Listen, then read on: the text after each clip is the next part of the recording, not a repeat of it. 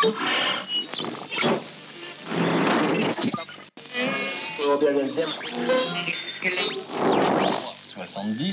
deuxième était le...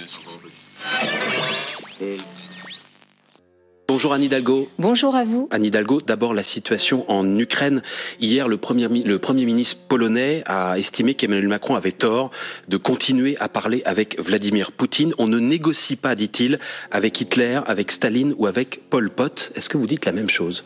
Je ne dis pas la même chose, bien sûr, mais ce que je dis, c'est qu'il faut être beaucoup plus ferme avec Poutine et que, bien sûr, que le dialogue est nécessaire, mais il faut imposer un rapport de force. Et ce rapport de force n'est pas suffisamment imposé. Je pense maintenant qu'il faut arrêter tout ce qui a trait aux importations de gaz russe. C'est un gaz de la honte parce qu'il finance la guerre contre l'Ukraine et il faut arrêter.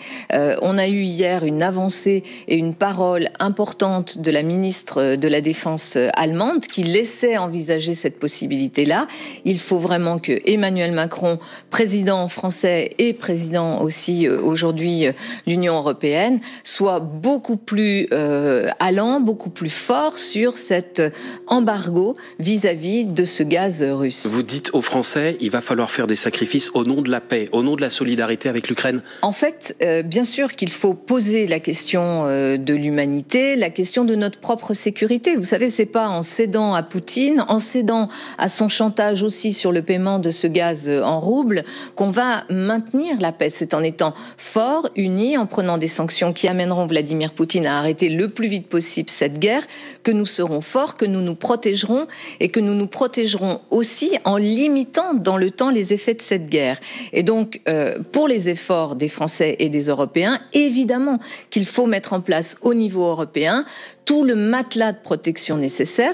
Je l'ai évoqué déjà depuis de longs mois. Il s'agit de baisser les taxes sur la TVA. L'Espagne vient de le faire aussi. La TVA sur l'essence. Il s'agit aussi de bloquer temporairement les prix des énergies qui sont des réponses immédiates. Et puis, parce que c'est aussi une réponse rapide, se lancer dans un plan qui doit pouvoir être soutenu au niveau européen sur notamment toute la rénovation des bâtiments, des logements pour que d'ici l'hiver prochain, et c'est jouable, d'ici l'hiver prochain, on ait réduit la facture par l'isolation des logements. Donc voilà les mesures que Emmanuel Macron devrait porter avec beaucoup plus de force que ça n'est fait aujourd'hui. Anne Hidalgo, reste que si on se prive du gaz russe, il va falloir s'approvisionner ailleurs. Jean-Luc Mélenchon explique que ça sert à rien car on va passer du gaz russe au gaz de schiste américain et donc la dépendance est à la rigueur la même chose. Oui, bien sûr. Et Jean-Luc Mélenchon, d'ailleurs, ne veut pas aider les Ukrainiens, considère que l'agresseur c'est Poutine et il dit qu'il est non aligné. L'OTAN et pas Poutine. Et il nous explique effectivement que il faut laisser les choses aller comme elles vont, c'est-à-dire laisser finalement Poutine commettre ses crimes de guerre. Il est en train de commettre des crimes de guerre en Ukraine. Il dit pas ça, Jean-Luc Mélenchon, pour être... Mais il faut évidemment ne pas suivre cette voie et je n'y reviens pas. Il faut absolument avancer et bien sûr aller chercher du gaz en Algérie, du gaz américain et beaucoup d'autres solutions pour accélérer la transition écologique. Je crois... du gaz de schiste. Non, attendez, je crois que ce matin, il y a aussi un rapport du Conseil d'analyse économique qui explique qu'en fait l'impact de l'embargo serait relativement faible sur nos économies. Donc c'est ça aussi qu'il faut commencer par dire. Et je pense qu'on doit pouvoir effectivement, et on doit absolument, au nom quand même d'une éthique, au nom de notre propre protection en tant que Français et Européens, sortir de cette dépendance au gaz russe qui aujourd'hui finance la guerre en Ukraine. Encore un mot sur Jean-Luc Mélenchon parce que vous le ciblez beaucoup dans vos meetings ces dernières semaines à Hidalgo. Il dit que votre seul but désormais dans cette campagne, c'est de l'empêcher d'être au second tour. Est-ce que c'est vrai ?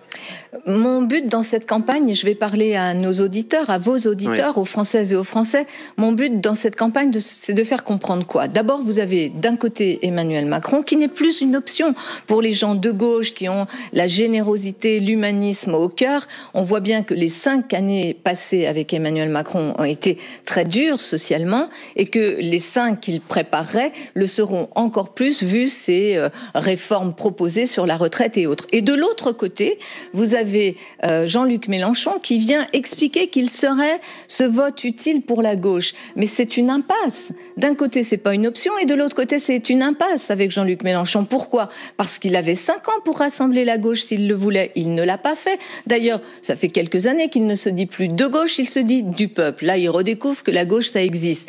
Et donc, quand il dit ça, quand il dit vous faites tout pour qu'il ne soit pas au second tour, vous êtes d'accord avec lui ? Et par ailleurs, ce n'est pas du tout une option, c'est une impasse, Jean-Luc Mélenchon, parce que par ailleurs, ses positions, on y revient, sur l'Ukraine, sur les questions internationales, où il confond vraiment les alliés historiques de la France, de l'Europe, avec ceux pour lesquels il a eu tant de complaisance, ou sur les questions de République, sur les questions de laïcité. Mélenchon, c'est pas la même gauche que vous. Écoutez, franchement, moi, je ne peux pas oublier ces images où on le voit affronter des policiers, des magistrats, en expliquant que la République, c'est lui. Ça n'est pas possible. L'état de droit, le respect des policiers, le respect de la justice, le respect de nos institutions, même s'il faut les changer, parce qu'il faut les changer, c'est quelque chose qui doit être au cœur de l'engagement politique de quelqu'un qui voudrait devenir président. Ça n'est pas le cas. Donc, d'un côté, c'est plus une option. Et je sais que, je le dis, je vous le dis,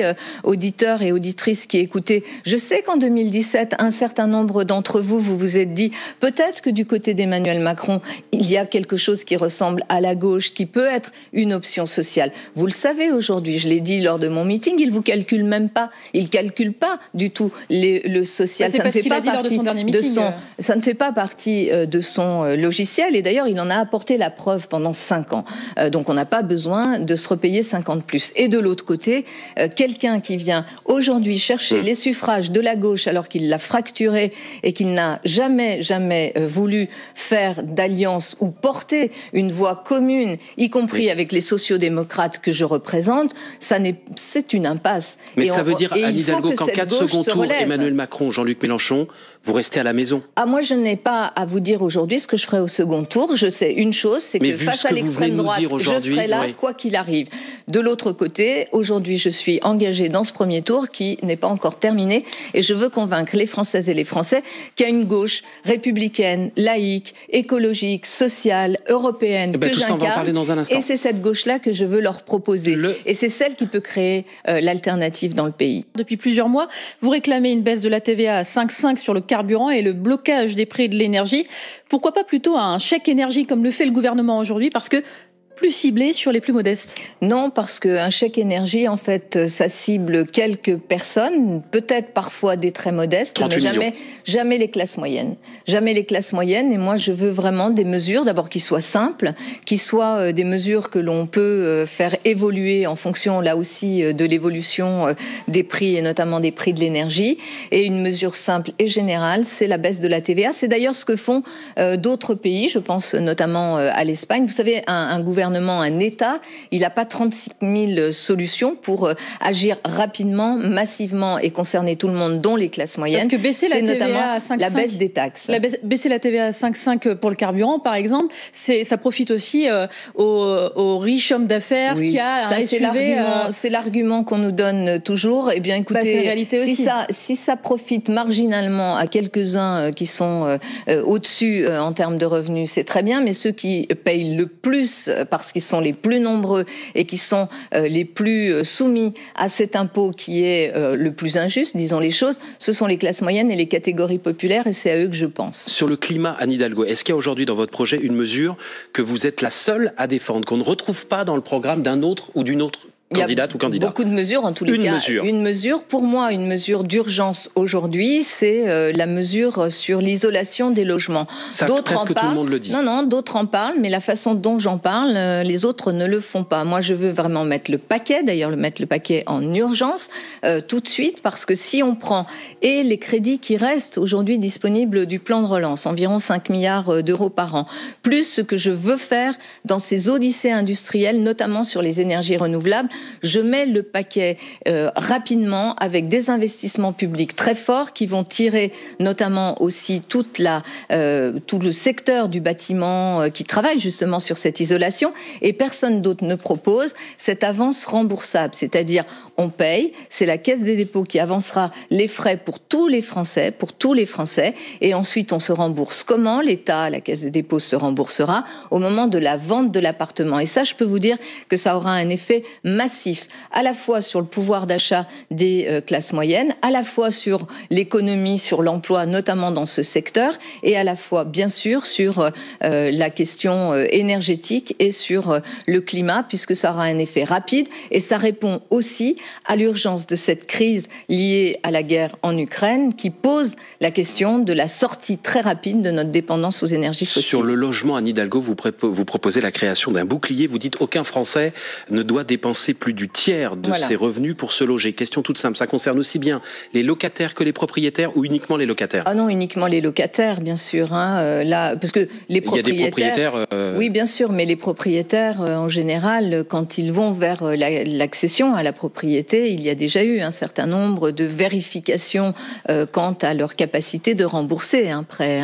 Je ne dis pas qu'il ne faut pas les aider et qu'il ne faut pas des outils pour aider à l'accession. Comment ça marchera? L'État fera un chèque à la fin de chaque mois quand on dépasse un certain montant? Ça sera une allocation logement, donc payée comme le sont les allocations logement, sous condition de ressources. On vérifiera bien sûr qu'il y a eu qu'il n'y a pas d'offre de logement en termes de logement social ou même sur le marché privé permettant à la personne de se loger. Mais vous savez, en 30 ans, la part du logement dans le revenu des ménages est passée de 12% il y a 30 ans à 30, voire 40, voire 50% aujourd'hui, notamment dans les zones très tendues. Donc ce bouclier logement, mais la mesure principale pour moi en termes de logement, et ça il y en a peu qui la reprennent, c'est quand même la construction de logements, et notamment de logements sociaux, de logements accessibles, 150 000 logements par an, là où Emmanuel Macron a fait s'effondrer la construction de logements dans notre pays, et notamment la construction de logements. Donc d'abord du logement,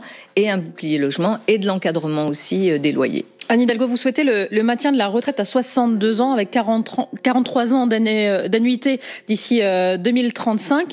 En fait, votre projet, en ce qui concerne la retraite, c'est le statu quo? Non, pas du tout. Mon projet, c'est 62 ans, pas un an de plus. 65 ans, c'est quelque chose de très, très injuste. Très injuste pour qui? Surtout pour les catégories populaires. Celles et ceux qui ont une espérance de vie inférieure parce que leurs métiers sont pénibles. Donc, qu'est-ce que je fais? Je prends en considération cette pénibilité qui avait été écarté par Emmanuel Macron. Vous le savez. Il veut réinjecter. Il avait retiré certains des critères et maintenu d'autres. Les plus importants, c'est-à-dire en septembre 2017, voir l'obsession d'Emmanuel Macron de faire en sorte que ce soit toujours ceux qui triment le plus qui payent le plus. Mais là, il veut réinjecter cette En septembre 2017, que fait Emmanuel Macron? Il retire des critères de pénibilité, le travail sur des vibrations. C'est vrai que quand on voit des gens avec un marteau-piqueur, on se dit ils ont une espérance de vie sans doute supérieure à la vôtre. Ou à la mienne, ça c'est une blague bien sûr, des postures qui sont des postures pénibles, le port de charge, ou même travailler dans une ambiance où il y a des produits chimiques, tout ça avait été retiré par Emmanuel Macron.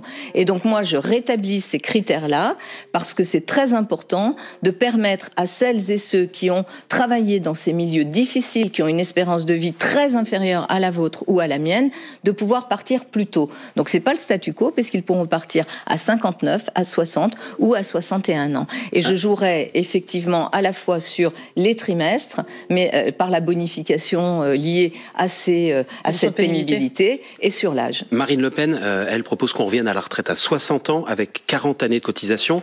Est-ce qu'elle porte pour vous une réforme de gauche? Non, absolument pas. Je pense que d'abord, moi, je porte une réforme qui est raisonnable, responsable, qui tient compte. Je ne vais pas parler de Marine Le Pen, je vais parler de mon programme. Moi, je porte une réforme qui, elle, est de gauche, et qui est d'une gauche responsable, d'une gauche qui a conscience aussi, bien sûr, de la gestion des affaires publiques. Mais vous voyez qu'aujourd'hui, elle fait le plein, par exemple, chez les ouvriers, chez les classes populaires, moi, je dis aux ouvriers et aux classes populaires que je connais bien, que regardez bien le programme que je porte. Ce programme-là, il vous concerne. Il concerne les classes moyennes. Il vous concerne, votre pouvoir d'achat. Il concerne le travail. Pas comme le fait aujourd'hui Marine Le Pen. Il concerne dans des propositions par l'augmentation du salaire. Sur le pouvoir d'achat, par exemple. Si vous me laissiez parler, je serais peut-être audible. Mais non, mais ça fait des mois que vous faites campagne. campagne, c'est pas juste ce matin. Je suis désolée. Pourquoi c'était je plus ne audible? valide pas cette chose-là. Je suis de cette gauche de gouvernement, celle qui a porté les grandes réformes dans le pays, qui a fait les 35 heures, qui a fait la retraite à 60 ans, qui a fait la CMU, qui a fait toutes les avancées sociales, la reconnaissance des droits syndicaux dans l'entreprise, qui a fait les grandes avancées sociétales. C'est pas l'extrême droite, c'est cette gauche qui est là, que je représente, que j'incarne, qui certes est à la peine, certes doit reconquérir, doit redire quelles sont ses priorités. Je l'ai dit, mes priorités. Mes priorités, ce sont les classes moyennes, les catégories populaires, les jeunes, parce que c'est eux qui, aujourd'hui, payent le prix de toutes les crises. Il y a plusieurs crises.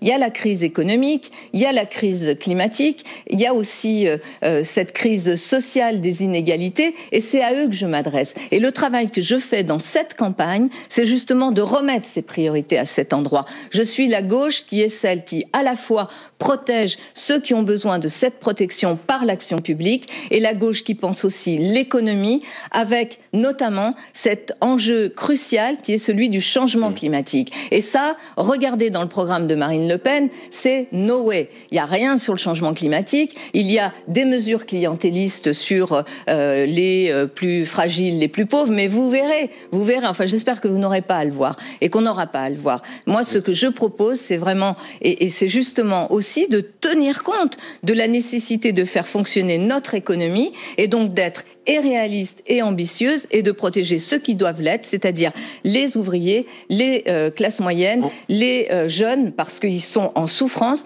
et aussi les retraités, je pense notamment aux retraités agricoles. En un mot, Anne Hidalgo, vous pensez qu'elle peut gagner ? Je pense qu'il y a beaucoup de dangers, beaucoup de risques, bien sûr. Vous savez, ça fait 5 ans là qu'on est dans une dépolitisation complète. Ça fait 5 ans qu'on nous explique que les jeux sont faits. Ça fait 5 ans qu'on nous explique que c'est formidable, un pays où la démocratie s'organise entre un homme et des extrêmes. Et vous voyez à quoi ça mène ? À un débat présidentiel qui n'a pas lieu parce que le président le refuse, parce que il refuse de descendre dans l'arène, il refuse même de venir sur le service public, sur France Télévisions, pour participer à une émission, et il voudrait que ce soit remplacé par quoi ? Par des images de son meeting. C'est ce qu'on est en train de nous expliquer aujourd'hui. Vous croyez que c'est normal ? Vous croyez que les Français peuvent accepter que notre démocratie se soit détériorée à ce point-là, et que ce soit toujours les mêmes qui soient ceux qui bénéficient, c'est-à-dire les très très hauts revenus, les gens qui vont très très bien, et les autres, on les regarde comment ? Avec condescendance et avec mépris ?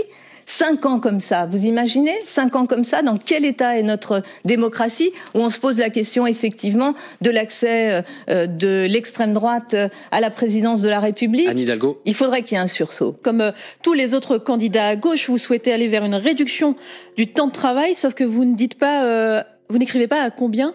Est-ce que vous toucherez à la durée légale du temps de travail ? Non, je l'ai déjà dit d'ailleurs très clairement. Je suis étonnée de cette question. Je ne toucherai pas à la durée légale du travail, mais je laisserai tous ceux qui veulent aller vers des accords qui permettent de le réduire, d'y aller, évidemment. La semaine à 32 heures, comme peut le proposer Jean-Luc Mélenchon ou c'est pas, il n'y aura pas de loi sur le temps de travail. Je consacre le temps de travail à 35 heures, et je consacre aussi la liberté par la négociation, dans le public comme dans le privé, de pouvoir faire moins pour, par exemple, soulager de la pénibilité, ou même pour apporter, parce que c'est une bonne chose. Vous savez, il y a quelque temps à Lille, un entrepreneur me disait que pour arriver à recruter et fidéliser du personnel, il avait lui-même procédé à un accord sur les 32 heures. C'est une très bonne chose, mais il n'y aura pas dans ma loi, et c'est très clair depuis le début d'ailleurs. À Paris, la justice vient de vous sanctionner sur ce sujet du temps de travail. Depuis le 1er janvier, tous les agents sont censés travailler davantage. Vous leur aviez offert 3 jours de RTT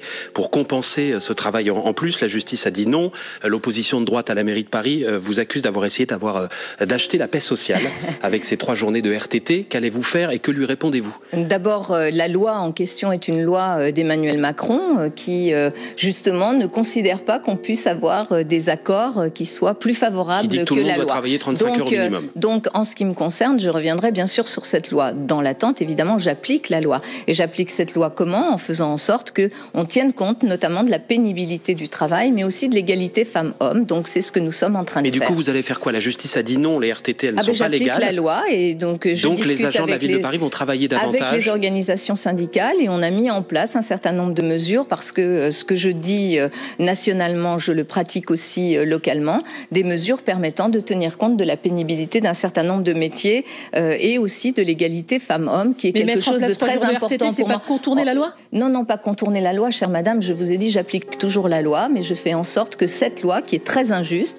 puisse quand même avoir un bout de justice, notamment pour ceux qui ont des travaux pénibles et pour les femmes. Et vous voyez, c'est très révélateur de ce qu'a été ce quinquennat d'Emmanuel Macron. S'en prendre aux fonctionnaires municipaux qui ont été là, et notamment ceux qui ont des métiers pénibles pendant la pandémie, qui ont tenu le choc, qui ont fait le job, qui sont pas les plus payés dans la République de McKinsey, et s'en prendre à ces personnes-là alors qu'elles font le boulot et aller jusqu'en justice pour empêcher des collectivités de faire ce qu'elles peuvent faire dans leur dialogue social. C'est comme si on venait vous dire ici à France Info, vos accords sur le temps de travail des journalistes, vous n'avez plus le droit de les appliquer. C'est à peu près la même chose. Moi, je revendique le dialogue social vivant, vital, qui permet d'aller au-delà de la loi et je ferai en sorte que cette loi soit abrogée si j'étais présidente, mais c'est bien révélateur de cette façon de voir le monde qu'a Emmanuel Macron avec ses amis de McKinsey. Anne Hidalgo, l'écologiste Sandrine Rousseau met une proposition sur la table, la mise en place d'un délit de non-partage des tâches domestiques pour les hommes qui n'en font pas assez à la maison. Est-ce que c'est une proposition que vous reprenez? Alors moi, je fais une proposition qui est l'égalité salariale pour toutes les femmes et tous les hommes. Je m'y engagerai évidemment fortement. Ça deviendra. C'est votre réponse. Oui, mais c'est ma réponse parce que j'ai envie de dire aux auditeurs ce que moi je propose. Donc ce que je propose, c'est l'égalité salariale. C'est aussi un congé paternité de 16 semaines, dont 6 obligatoires, à l'image du congé qui existe en Espagne. Le congé paternité qui a été doublé déjà par le président de la République. Oui, enfin, je propose donc 16 semaines. C'est bien de vous faire ce porte-parole des autres candidats. C'est notre rôle de vous apporter la contradiction. C'est pas une contradiction. C'est pas une contradiction. 16 semaines, dont 6 obligatoires. Et je mets aussi en place une grande loi sur notamment la lutte contre les violences faites aux femmes. Et sur le délit de non-partage des tâches. Quant à la proposition de Sandrine Rousseau, je risquerais d'être condamnée aujourd'hui puisque je fais rien à la maison. Voilà. Donc je reprendrai pas évidemment cette criminalisation de la vie domestique.